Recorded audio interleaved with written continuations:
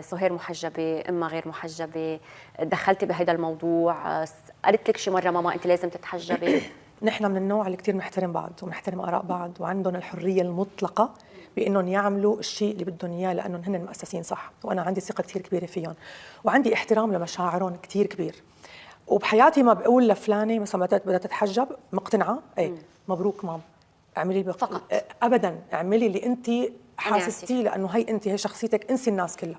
شو ما حكت الناس ورا ظهرك، انت اولا انت منسجمه مع حالك، في سلام داخلي، وصلتي للشيء اللي بدك اياه. ايه وانا عرفت انها تحجبت بعد ما تحجبت، انا بس باركت لها.